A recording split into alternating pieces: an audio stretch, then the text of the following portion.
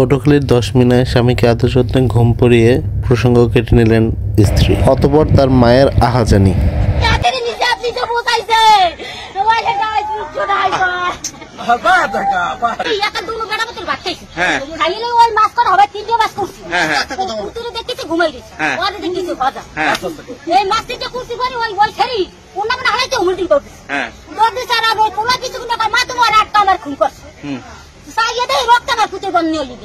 সংসার করার লাগে এরা মারার হুমকি করে আপনারে আমার শহরে আমার মারার হুমকি করে যে যদি থাকতো কি বলে যদি কি জানি দল করছে ওটা যদি থাকতো তাহলে কিন্তু আমার কাইটা ভাষায় দিতে পারে। তোর মতন মেরে এখানে দুদিনও আমি রাখতাম না। অনেকভাবে মারার হুমকি দেয়, আবার ওনার পোলারে দেখি মানে খারাপ মন্তব্য দেয়, আমি শুনি। ওইসব আমার উপরে যায় এমনি টর্চার করে, মারা ডাঙ্গা করে। চেন লইয়া গেছে একদিন মারার লাগে, মার দিছে। পরে আমি কইতেছি যাইতে কয় আমি যাবো না, তারপর আচ্ছা আমি যাবো। তারপর আসছি পরে দা লইয়া গেছে, চেন তো আছে ঘরে, আর আমি যাবো না। যাওয়ার লাগে এখনো টর্চার করে আমার। পরে কইতেছি যে আমি যাবো, এরপর ওখানে হয়েছে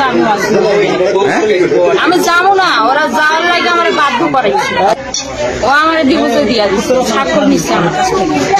সেই জন্য আমি ওরা ছাড়বো না, ও আমার খাইবো না। ও আমার এই পর্যন্ত আনছে কি লাগে। ও এতদিন ধরে ঢাকা থাকলো, আজকে 9 মাস 10 মাস ধরে আমার খাইলো, আমার করলো। আমার মানে যত কিছু বিয়ে খরচ সব কিছু আমি দিছে। আমার ঘরে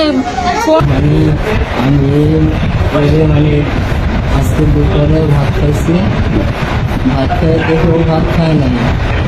আমি ওরে চৌকিটা নিয়ে আইসি, ভাত খাওয়াইছি। ভাত খাইয়া তারপরে ওই পাখি আজকে আমি রাত্রে চলে যাবো 9টায় ঢাকায়। তা আমার সাথে 1 ঘন্টা থাকো। আমি কিছু না, আমি বল খেলাতে যাবো না, আজকে একটা দিন থাকো আমার সাথে, আমি চলে যাবো ঢাকা। আমি ঘুমাই গেছি।